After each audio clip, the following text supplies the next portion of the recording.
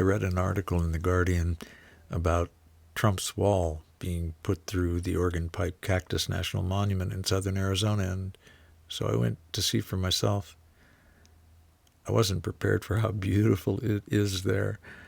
The organ pipe cactus itself is like from another world, and the geology lends to that picture. The country is wide, vast, open, treeless mountains, so different from here, and so, so beautiful. Storms, I'd watch them build over the mountains in Mexico from where I was, and they would move across the Ajo Valley. And after they'd passed, it was a different world. Fresh, new, pastel colors, incredible in the sunsets there. Some of the most beautiful sunsets I've seen. The country's really wide open and vast. Here you look into Mexico, and the little ribbon dirt roads are pretty rough. You could get lost without help from maybe a friendly saguaro. They're rocky and sometimes rutted seriously, but then around a corner you come to like the San Cristobal Wash like this, and bright green, full of birds and water. Cactus everywhere of all shapes, sizes, and thorniness. It's surprising how spongy, sort of hard spongy they are, and so easy to see why they have developed such a protective measure against being chewed on. There were fruiting barrel cactuses, saguaros were just getting ready to bloom, and the sanita cactus like this. Saguaros are odd creatures at times. These dancers proved that. That's cryptobiotic crust, and I hadn't seen it since Utah, but after the rain, boom, it bloomed. Birds of prey everywhere and making nests in the most amazing places. Already roosting. As I wandered around with my camera and drove all over the roads, eventually at the bottom of the Organ Pipe Cactus National Monument, I came on what I had come to see as well. And it was sobering.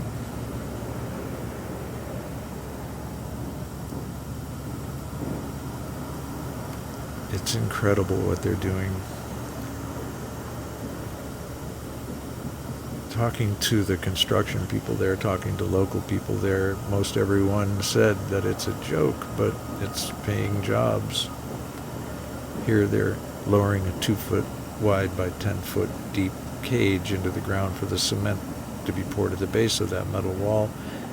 And that water is being extracted from an aquifer that supports a spring right near this video and home to some very special endangered species. It's a aquifer that if they pull enough water out, it could dry up and those species will vanish, and the nearest water is 100 plus miles away.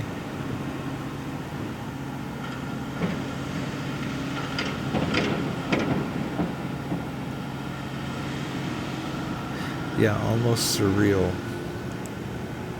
So I decided that I needed to talk to some of the biologists locally, some of the people that worked in the parks, to get how they feel about what's occurring. And I was able to meet a biologist, a wildlife biologist, in a coffee shop and chat with her, and a tribal elder about the situation. And from here I'll let them do the talking. My interest lies in a holistic approach. Everything is intertwined like a spider web. And we actually, our ecology does not actually mesh with the other species on the planet. That's the problem.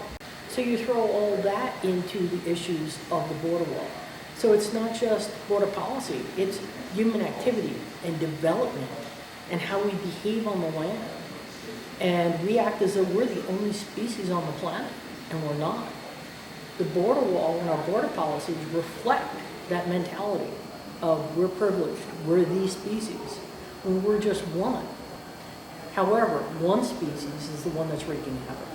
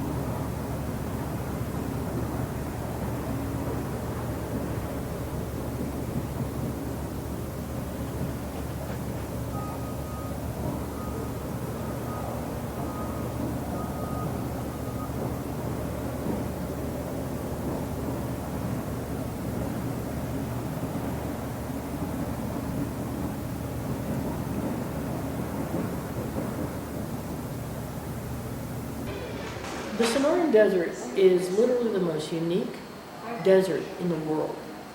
The biodiversity is not disputed. All along that 2,000-mile length of the border, which covers many different areas, including the Madrean Archipelago, the Chihuahuan Desert, all the way down to the Rio Grande. So from California to Texas, all of it's unique in the world. And the biodiversity along with that is some of the most amazing biodiversity you'll ever see. We're destroying that. We've been destroying that.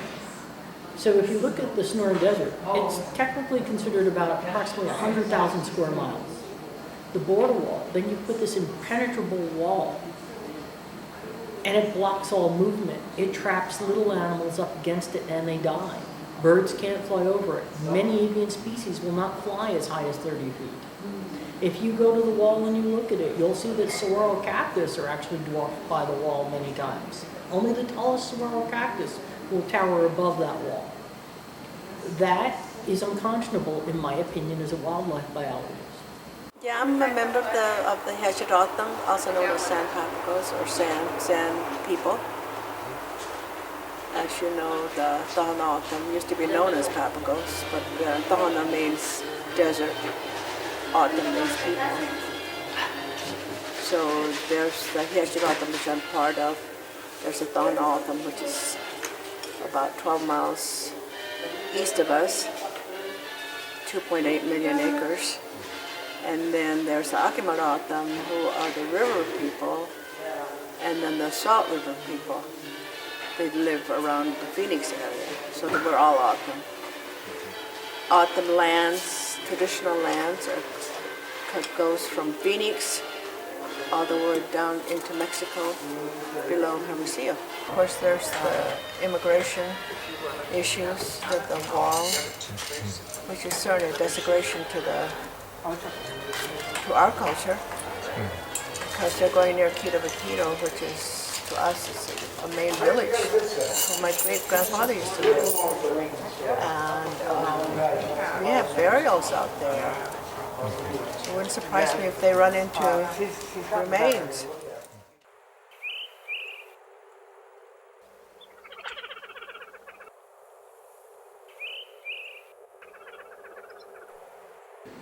So what happens when you have non-replenishable water removed that's desperately needed for wildlife and is draining into Quito? How that's going to affect Quito? Absolutely. One well is too many, no matter what the distance there.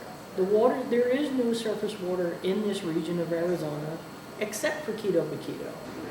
And east of Monument Hill, all the way to Quito, all those waters actually drain into Quito area.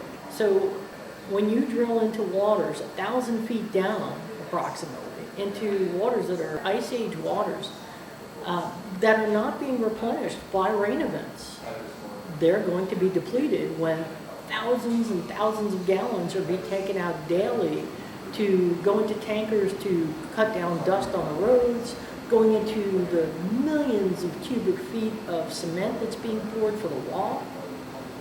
Ultimately, no one's really sure how those hydraulic systems are going to affect Quito to Quito. And once that water's gone, we don't know what's going to happen, but we have a good idea.